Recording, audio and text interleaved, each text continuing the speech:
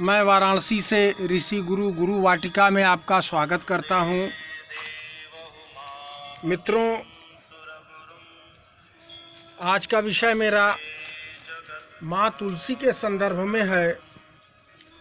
नमस्ते सदा वत्सले मातृभूमि। हम भारत भूमि को प्रणाम करते हैं। भारत भूमि को भी माँ की उपाधि दी गई है। गंगा माँ को भी माँ की उपाधि दी गई है नदियों में। और ये आपके सामने तुलसी माँ का पौधा है जिसको माँ की उपाधि दी गई है। ऋषि परंपरा के अनुसार तुलसी के पौधे को घर में लगाना बहुत ही आवश्यक होता है। इसका आयुर्वेदिक लाभ, औषधि गुण अभूतपूर्व अद्वितीय है। मित्रों, आप सभी देशवासी यह जानते होंगे कि तुलसी का पौधा आपके घर में, आंगन में, बालकनी में, बारजे पर बहुत ही पुराने समय से लगाने की परंपरा रही है।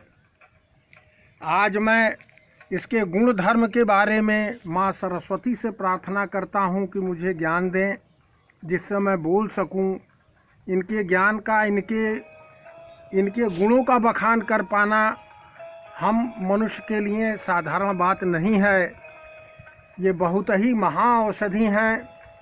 इनको घर में लगाना, इन पर दिया जलाना, इनकी पूजा करना, इन पर अक्षत चढ़ाना इत्यादि के संदर्भ में बहुत सी लोक कथाएँ तथा पुराणों में इसकी व्याख्या की गई है। मित्रों, मैंने गाय के गोबर और मट्टी से इस पार्थिव की रचना की है। यह पार्थिव बाबा विश्वनाथ का प्रतीक है। हम इनको भी काशी में प्रणाम करते हैं। मित्रों, अब मैं मूल विषय पर आता हूँ। मित्रों, ये तुलसी का पौधा जिसमें रोज़ पानी डालने का विधान है। परिवार के प्रत्येक सदस्य रोज़ सुबह उठ करके स्नान पूजन करने के उपरांत इसमें पानी डालते हैं, इसकी उपासना करते हैं, इनकी पूजा करते हैं। मित्रों, ये तुलसी का पौधा मेरे घर में काफ़ी प्राचीन समय से ही लगाया गया होता है। आज मैं इस पौधे को बीज से उगाने तथा इस पौधे को रीपाट करके आपको इसके बारे में जानकारी देना चाहता हूँ।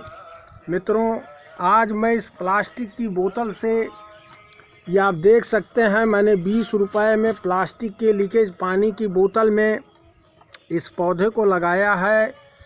और बहुत ही जीरो बैलेंस में मैंने छत पर बागवानी को प्रारंभ किया था। इसमें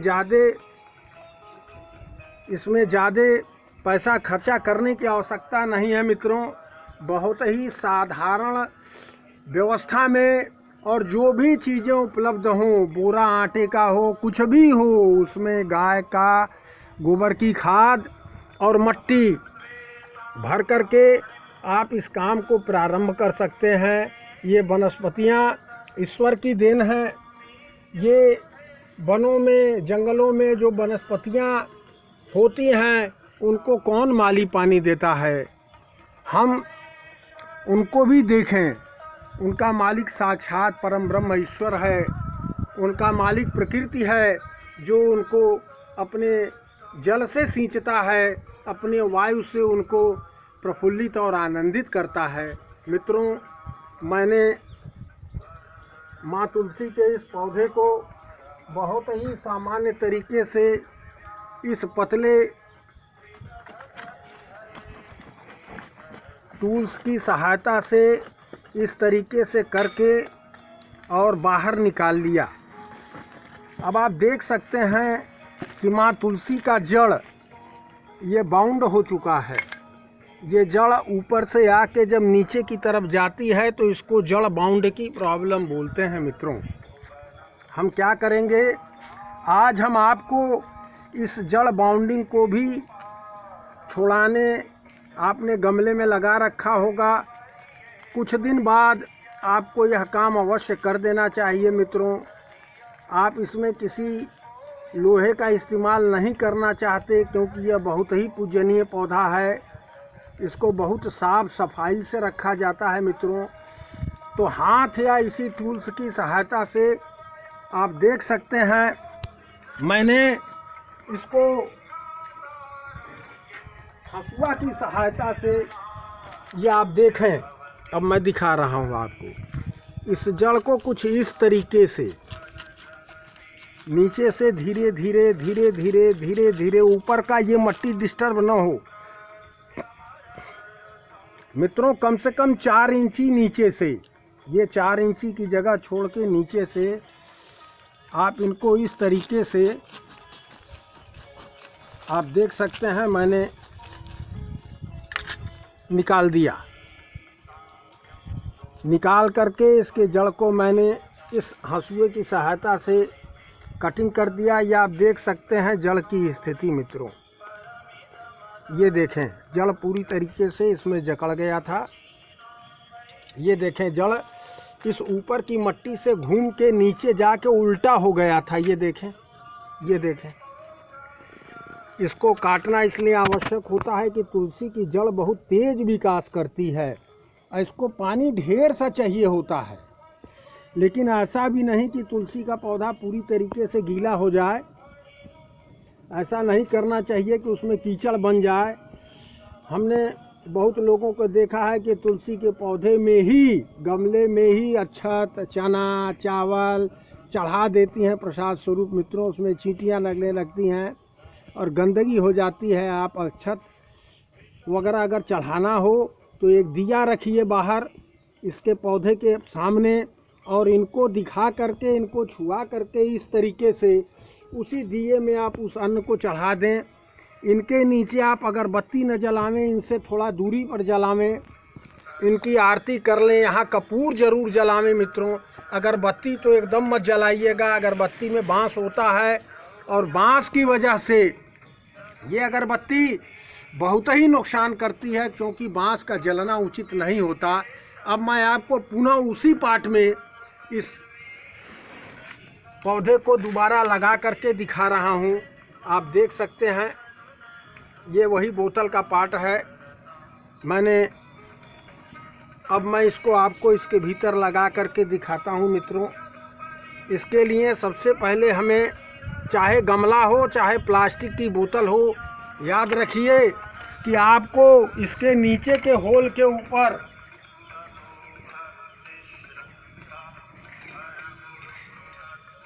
इस तरीके से कोई टुकड़ा रख देना होगा। वह टुकड़ा दिए का भी हो सकता है, वह टुकड़ा सीमेंट की चादर का हो सकता है, वह टुकड़ा किसी ईंटे का पतला टुकड़ा हो सकता है। और इसके बाद मैं इसमें मट्टी भरूंगा।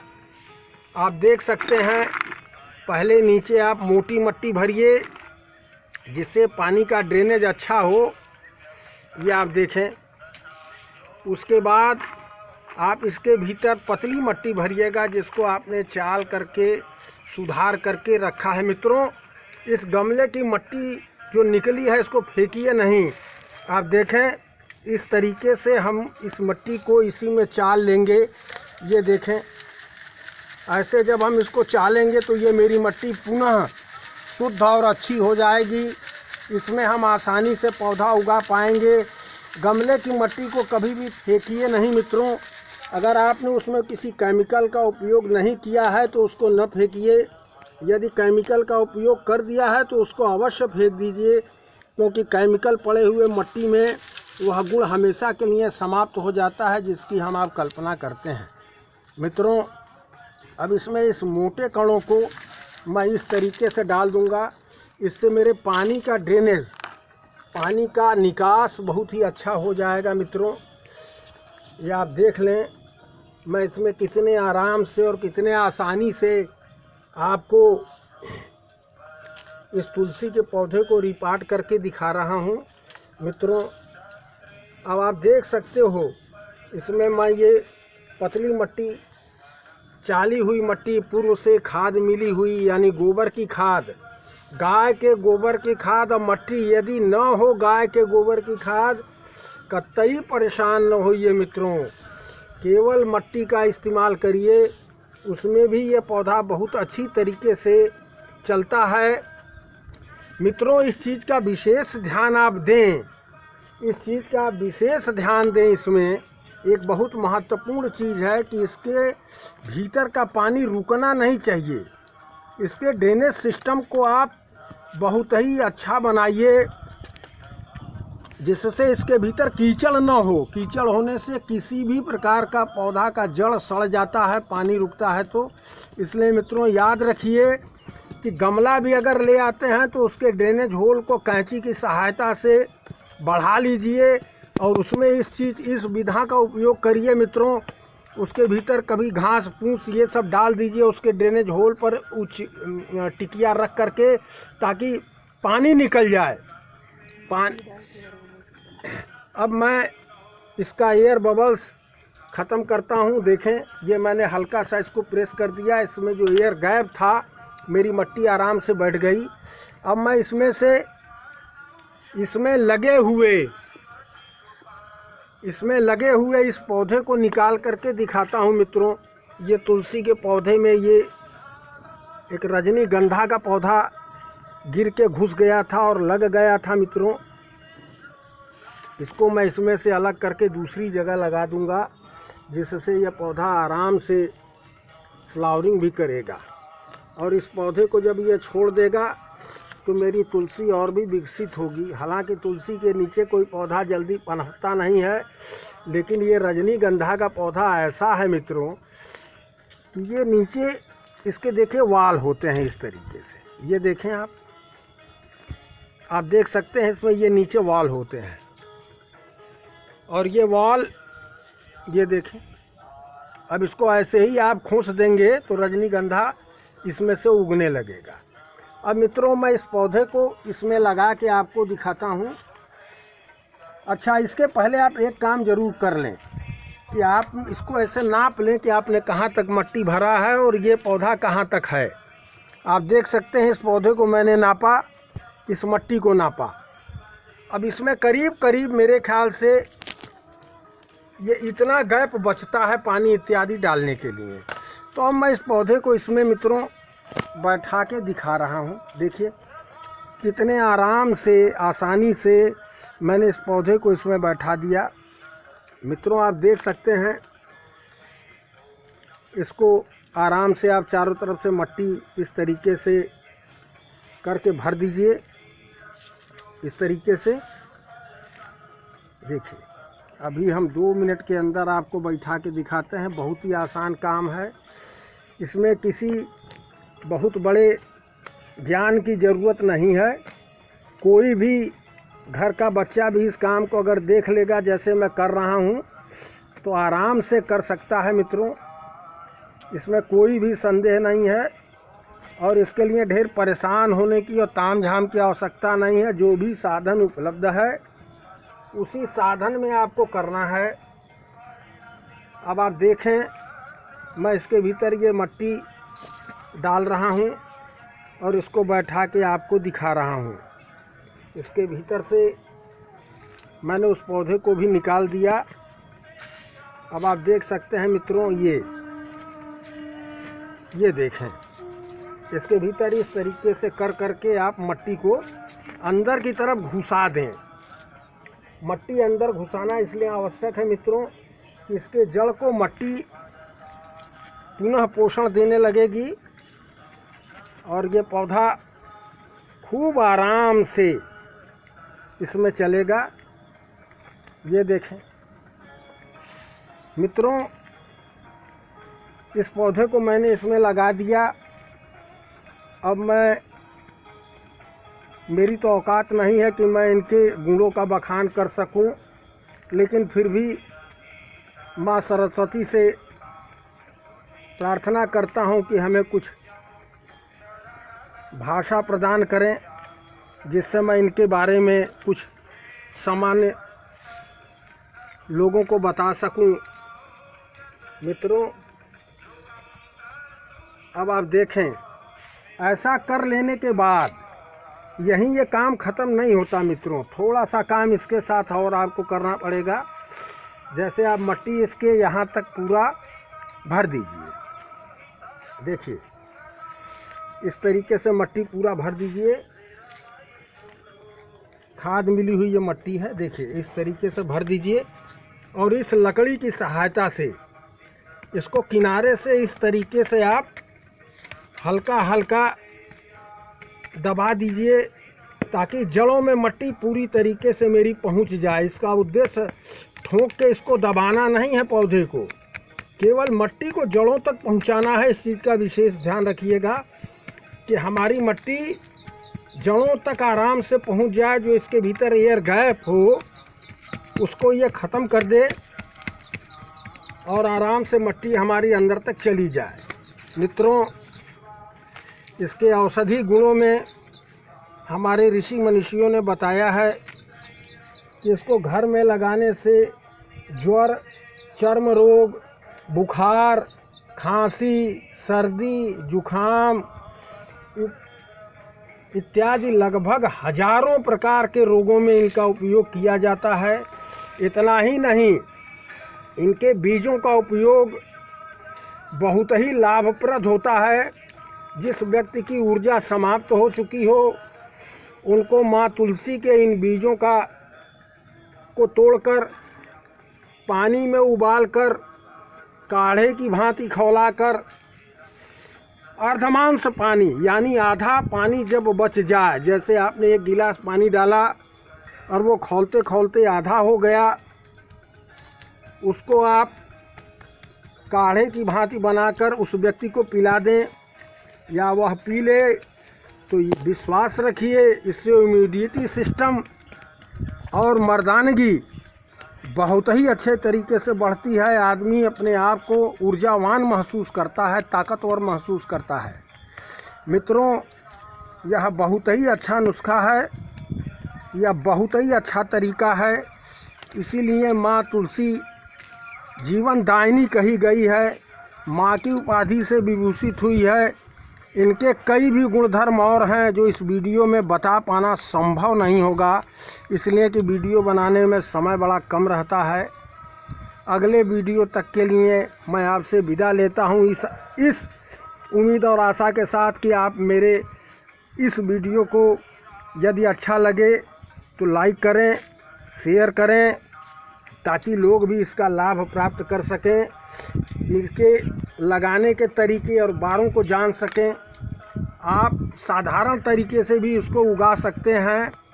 आप केवल इनके बीजों को तोड़िए, सूखे हुए बीजों को, और जहाँ भी छिड़क देंगे ये उग जाएंगी, आराम से उगती हैं और तमाम तुलसी आपको मिल जाएगी। मैं इसमें ज़्यादा बीज होने पर इसके बीज को हाथ की सहायता से या किसी कैंची की सहायता से काट करके निकाल देंगे, उसका उपयोग कर लेंगे। क्योंकि बीज होने के बाद पौधा लद जाता है और वो ज़्यादा बूसी नहीं हो पाता, यानी ज़्यादा घना नहीं हो पाता। जब आप इसके बीजों को इस तरीके से देखें, इस तरीके से निकाल लें, इसको बच्चों को, बड़ों को, बुज़ुर्गों को अवश्य पिलाएं। ये बहुत ही ताकतवर है। इसको सब्जा के नाम से भी जाना जाता है, बहुत लोग इसको सब्जा के नाम से जानते हैं। मित्रों, इस बीजवा को आप अवश्य इसका सेवन करें। अगर आप अपने आप को थका हुआ महसूस कर रहे हैं, अगर आप में कमजोरी है, अगर आप किसी रोग से ग्रसित हों या आपको ज्वर इत्यादि हो गया हो, इसके बीजों को आप केवल निकालें, ऐसे इस तरीके से जैसे मैं निकाल रहा हूँ मित्रों, और उसको पकने से पहले, पक जाएगा तो वो बोने के काम में आएगा, फिर उससे पौधा तैयार होगा। जैसे आप देखें, ये बीज हुआ, ये बीज अभी ये हरा भी है, ये हरा भी है और कुछ ब्राउननेस लेके हो रहा है। इस बीज को आप यहाँ से तोड़ लें, इस तरीके के बीजों को, और इसको पानी में खौला के पिएं। याद रखें कि इसमें पारद की मात्रा ज़्यादा होती है। इसको पानी में उबाल के पीने से ही लाभ होता है। तुलसी का पत्ता चबाना नहीं चाहिए, घोंटना चाहिए। हमारे यहाँ भोजन में जब भी भोजन बनता है या भंडारा बनता है उसमें तुलसी दल डाला जाता है। इसके मात्र पत्तियों के गुण से वह भोजन शुद्ध और सुंदर और स्वास्थ्यप्रद और लाभदायक होता है। मित्रों, इसकी 5 प्रजातियां होती हैं, जिसमें से ये 3 प्रजातियां मेरे पास हैं। अब आप देख सकते हैं, देखें, ये इसमें जो कुछ गाढ़े डार्क रंग की ये हैं, ये श्यामा तुलसी हैं, ये पूरी हरी तरीके की हैं, ये रामा तुलसी हैं। मित्रों, इन्हीं बातों के साथ मैं पुनः दूसरे वीडियो तक के लिए आपसे विदा लेता हूँ। नमस्कार।